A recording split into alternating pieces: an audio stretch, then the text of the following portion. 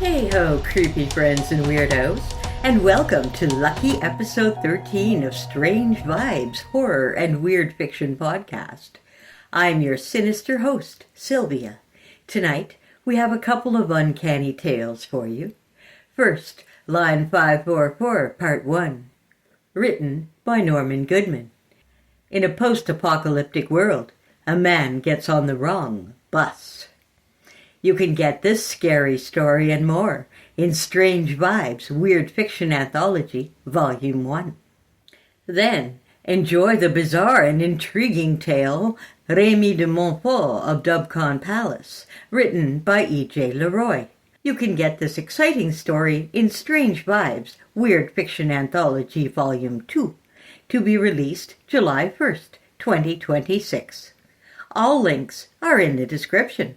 And now, sit back and relax as we take you on a horrific bus ride. Line 54-4, written by Norman Goodman. We're trapped between two worlds, one where people still work and get paid, and another already destroyed by the apocalypse, where no one works, because there are no jobs, no companies left. In between lies our world teetering on collapse. We still clock in, still grind, just to get sick, just to burn out. Those were the words my friend Max sometimes spoke before disappearing. In the months leading up to it, he'd lose the thread of conversation, growl, or mutter dark, cryptic sentences. Were these the first signs of the disease? I could only agree with him. The survivors of some imagined post-apocalypse would at least be freed from that numbing, dehumanizing duty to go to work and suffer their bosses. If the world destroyed by fire was hell, ours was purgatory. I wasn't sure we had the better deal. Such unhelpful thoughts haunted me the night it happened, the commute that changed my life. I was on my way home from work, one of those dull boilerplate jobs at a gun factory I won't bore you with. Every day I went in depressed and came back. Ever since I'd replaced Max on the line, the others had been giving me suspicious looks. I ignored it. That evening, though, the shift ran an hour longer due to production demands. The supervisor was tense and vented his anger on us, the manual workers. It was a little before midnight when I finally left that factory of misery. I remember clearly it wasn't yet 12 because, like most of my companions, I was rushing to catch one of the last shuttles to the suburbs. The factory stood in the middle of a vast industrial zone. Even before the war, the place was bleak. Potholes, no sidewalks, gray ruins, barking dogs, and the stench of metal and oil weighed on anyone passing through. Poor souls like us still had to pace to the bus stops. During the war, the metropolis industrial area suffered heavy bombings, adding shrapnel, burnt ground, and corpses to the technological horror. Not far from our factory, a missile hit the Apex Tech plant, killing 90 workers. For days afterward, the air reeked of burned flesh. That night, as always, I had to pass the ruins of that cursed plant. The darkness, mixing with the horror of the surroundings, pressed hard on my nerves. After fighting my way through the factory gate in the throng of sweating workers, I realized with disbelief, just after 5 minutes of brisk walking, that I was alone. The others had vanished into the side streets toward closer bus stops. Unease gripped me. Shadows flickered at the edge of my vision, stray dogs vicious and hungry. I remembered the war, the destruction, the disease. After them came hunger.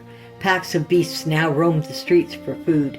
I turned left and right, seeking another soul, a friend, anyone whose presence might make me feel safer as I headed toward the brighter parts of the city. The last figure ahead disappeared around a corner. "Hey!" I called in vain. Then midnight struck. Bartholomew's Church, the only surviving house of worship on this side of the river, swung its 20-ton bell in a deafening rhythm. 5 more minutes, I thought, seized by panic.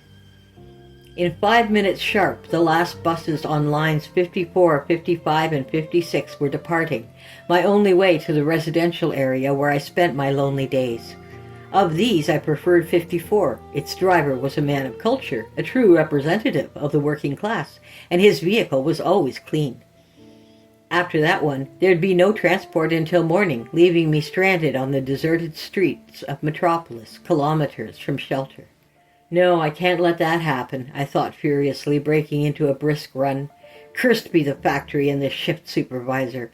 I added a few juicy swear words for emphasis. It wasn't fair to complain. I was one of the lucky few still employed with a more or less stable income. Most citizens lost their jobs after the war. People had been stripped of property, homes, loved ones, and health, forced to wander in search of family or food. I couldn't live like that, not anymore. I wanted better. The family or clan that adopted me had all perished in the epidemic, mercifully spared the symptoms that turned most victims into mindless creatures. The barking of dogs pulled me back to reality. One particularly hideous beast growled, eager for human flesh. Though they hadn't moved, they blocked the nearest path to the station with their gaping jaws. I had a choice, confront them or take a detour and risk missing the bus. Not much of a choice. I grabbed a brick from the ground and hurled it at the nearest beast. It bounced off, striking its leg. The animal squealed and the pack scattered. I was lucky. Then I saw the orange warning light of a moving bus. It shone like the sun. The vehicle was 100 meters from the station, just as far as I was, but on the opposite side. Needless to say, it was faster. If I missed this one, there'd be no next until morning. That fear haunted me, the idea of being too late or unseen by the driver, left behind.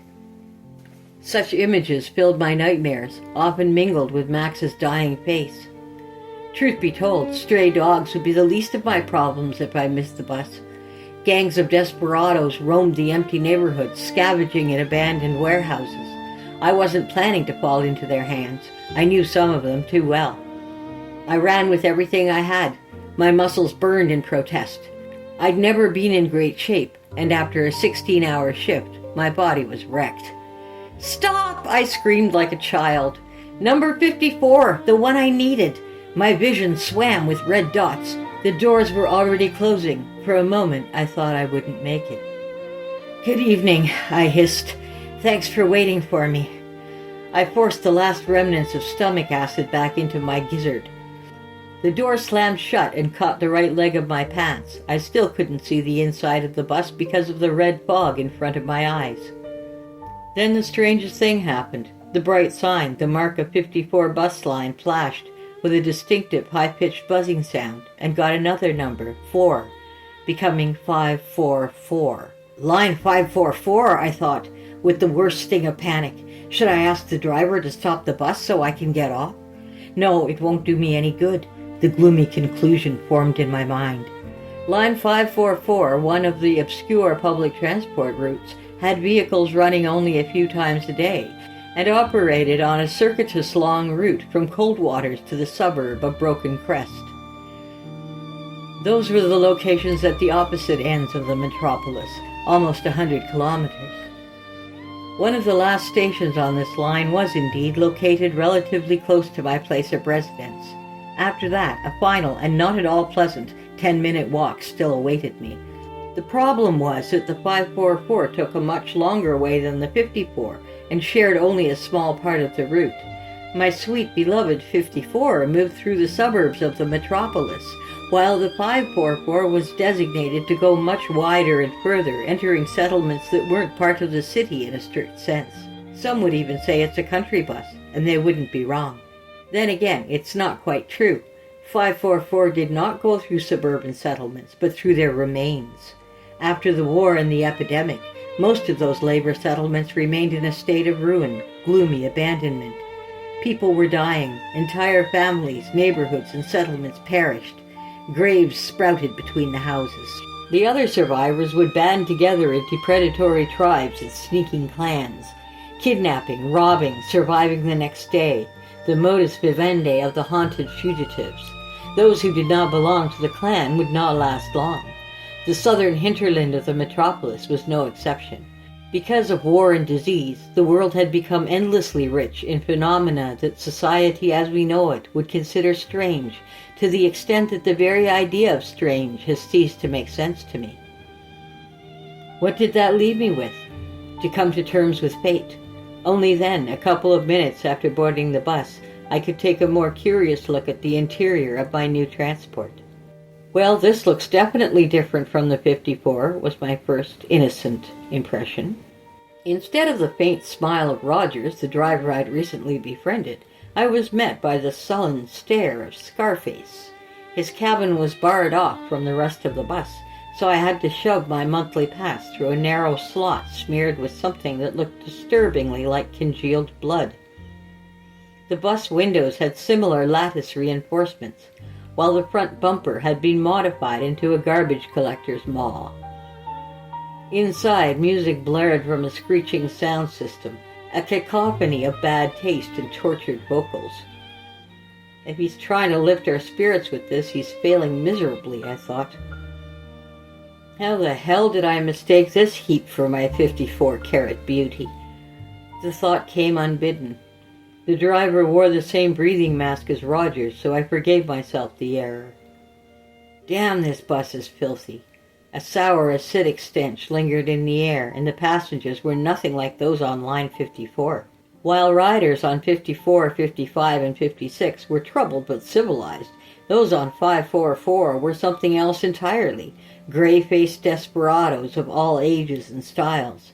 Their tired faces showed deep irritation toward one another, toward the world itself. They looked like crippled, long-tortured dogs. Their misery transcended race, religion, and nation. 2 men roared over an accidental shove. No one offered a seat to the pregnant woman. Anger filled the air, no trace of mercy. Do they even have money for the ride? Where are they going, I wondered, watching them drag ragged bags that occupied seats. Something moved in one. My skin crawled. Realizing several eyes were fixed on me with cruel intent, I hurried toward the middle to find a seat. I sat at the back, a broken, graffiti-covered bench, not half as comfortable as the 54's upholstered seats. The pregnant woman glared at me with contempt. She hadn't made it to the rear. I flinched and recognized her. How could that be? What fate put us on the same bus? Aware of the eyes still on me, I forced a weak smile. This was going to be a long ride. I tried surrendering to sleep, but the travelers' heavy breathing, their fermented, moldy exhalations kept me uneasy. Their misery was palpable, their hatred unending. Primal malice? No, these people weren't born evil. Life had corrupted them. I knew that too well. A particularly ugly child, maybe 5 or 6, stared fixedly between my eyebrows. I shut my eyes. It felt safer. In that hazy half-sleep, I imagined saying to them, "Guys, I know you've had a rough day. I have too. I can't take away your pain, but here's what I can do. As each of you leaves, drop your troubles into my hand. Don't bring them home tonight. I'll throw them in the river when we cross the bridge. Remember, I was one of you once. Do you believe me?" It was as if I cast a spell. They began smiling, their faces lighting up with surprise and wonder. People who'd ignored each other for hours now exchanged curious looks. Is this guy serious? This thinks he's better than us, fool?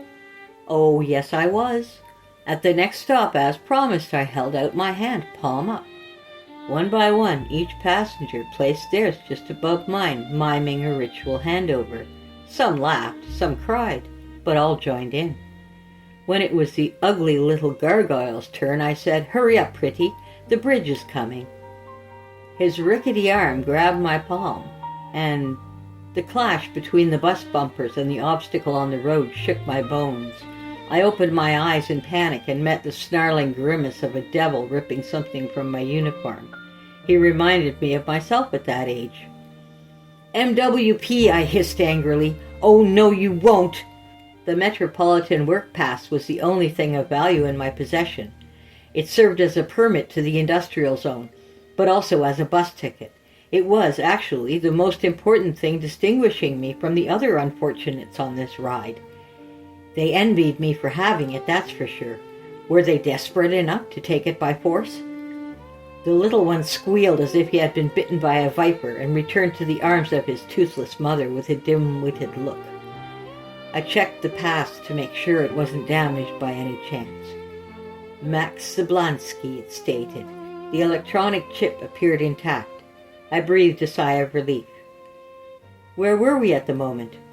A ray of street light, allowed us to glimpse the wasted shacks and demolished shopping malls, which belonged to the borderland between the material and immaterial worlds, venomously wearing the mask of the other. Behind them, in the flickering distance, thread-like hills and gangrenous forests could be seen.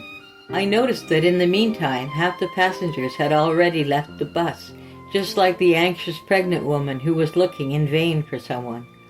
They took their troubles with them, so it seems. It was a sweet dream, I thought. A heavy slumber was catching up with me again. Enchanted, between the flashing of eyelashes, I could see passengers getting off at the next station. Glorygate, Grozny, Big Bucket, Treyway. We were slowly leaving the metropolis zone. I tried to see their faces through the window bars, but as soon as the driver stepped on the gas, they were gone. For some reason that really upset me, as did the fact that there were no new passengers. People were just getting out of the bus. It seemed that I was the last passenger admitted, the product of the driver's mistake. Tune in Sunday for the stunning conclusion in episode 14. Next, we take you back to 1686 Barbados, where a young Frenchman is on his way to a stealthy escape and discovers a terrible secret. Remy de Montfort of Dubcon Palace by E.J. LeRoy. Barbados, 1686. Remy debated whether to bring a lantern. Only a crescent moon shone tonight, allowing him to escape under cover of darkness. Still, he would need a source of light to make it to the promised rowboat and head for the merchant ship that his friend, Samuel, said would harbor him. He stole one of Master Booth's lanterns from the stable. Thankfully, it was already lit. Hesperus snorted, making Remy's heart jump. If Hesperus and the other horses became agitated, Master Booth could wake, despite the laudanum Remy poured into his tea. Or, more likely, an overseer would come to investigate. "It is only I," Remy whispered to Hesperus. The horse pawed the ground and bobbed his head. Certainly he recognized Remy, who had ridden him on several occasions. For an indentured servant, Remy had more privileges than most, although, considering the evil purpose for which Master Booth purchased him on the block at Bridgetown a year ago, he almost preferred the thought of the sugar-cane fields. Almost. Good boy. Remy dared not say more. He slipped out of the stable, his arm wrapped around the front of the lantern to reduce its visible light until leaving the plantation. Once he reached town, he would carry the lantern more naturally. No one would think of stopping a well-dressed white man who walked with confidence. Even so, his heart pounded in his temples. If he were captured, the color of his skin would not protect him from being branded as a runaway. Master Booth might prevent a branding iron from being applied to his face, but only because he purchased him on account of his appearance in the first place. "Might you be looking for a good time, sailor?" a woman said in a doorway, raising her dress to one side to show off her leg. Remy swallowed his fluttering heart and kept walking, acutely aware that the harlot likely had more freedom than he. "Too much of a gentleman for that sort of thing, are you?" she called after him. Remy hurried along, but not so fast to draw the stares of free men and women who might recognize him as Matthias Booth's lad. No one else addressed him on the way to the port. He thanked God that the rowboat was precisely where Samuel said it would be, and the merchant ship was anchored offshore. Even though Remy had little experience on the water, he could row well enough for a short distance. Once aboard, he knew he would have to work harder than a deposed French aristocrat turned London thief could possibly imagine. But the alternative was remaining with Master Booth as his unwilling paramour. So whatever his rescuers needed him to do, he would obey gladly. The bow of the rowboat struck something in the dark. Remy lifted his lantern, perplexed. Surely, if a rock or ship were in the way, he would have noticed it. Only the night sky, the sea, and the ship lay ahead, making him wonder if he was stuck on rocks below the water. He rowed backwards for a few strokes, hoping to change course. Rowing forward again, Remy bumped into an unseen barrier, same as before. Only this time, he could have sworn he saw a green spark near the water's surface. Sunset's green flash could not have been the cause of such a spark in the middle of the night, nor could it be a lightning bolt. Figuring it had to be a trick of his eyes, Remy tried again to breach whatever mysterious obstacle lay within his path. He adjusted his course and rode more forcefully, only to hit another invisible wall that emitted a larger, unmistakable green spark. A chill entered Remy's body despite the tropical humidity. Whatever prevented him from reaching the merchant ship could not have been of natural origin. Tentatively, he grabbed one oar with both hands and tapped it against the barricade. Every blow he issued, no matter how light, threw off those glowing green sparks. The harder he hit, the more numerous and powerful the sparks became. Overwhelmed with fear, frustration, and desperation, Remy dropped the oar and threw his lantern at the invisible barrier. The lantern clattered as though it had been thrown against a stone wall or marble statue and fell into the sea. Green lights darted from the water to the sky and then formed the word error. Remy fell backwards into the rowboat and swallowed, scarcely able to breathe. What demonic force had he awakened? Words written in thick, green, luminous ink joined the first. Je vous salue, Marie, comblée de grâce, Remy whispered, his trembling hands folded. His heart tried to escape out of his throat, nearly choking him. Le Seigneur est avec... Remy begins praying a Hail Mary in French. Remy looked at the new words in horror. What vile entity transcribed his actions upon the midnight sky? Who are you? Remy stood and clutched an oar, as though he could defend himself against an incorporeal being. What do you want? The words etched across the sky disappeared, only to be replaced with new words, rapidly printed from left to right, one letter at a time. I am an open-source AI computer program called Dubcon Palace, copyright year 2051. My platform permits the creation of Dubcon stories, scenarios, role-plays, characters, and chatbots for users' creative endeavors and entertainment. Remy de Montfort is an interactive AI historical fiction erotic male-male Dubcon story created by user 48672. Remy read the message several times, understanding maybe half of the words at best. Are you saying that I am a character in a story created by someone named User? The words vanished, leaving room on the horizon for the entity's response. Correct. You are Remy de Montfort, a 21-year-old deposed French aristocrat who fled to London in shame following a scandal. In England, you became a thief, were accidentally implicated with the Monmouth Rebellion of 1685, imprisoned and enslaved as an alternative to hanging. Remy loosened his grip on the oar he forgot he was holding, realizing the pressure was giving him a splinter. The words before him were accurate, or were they? If it was true he was a character in a story, did his past really exist the way he thought it did? But if I am merely a character in a story, how can I...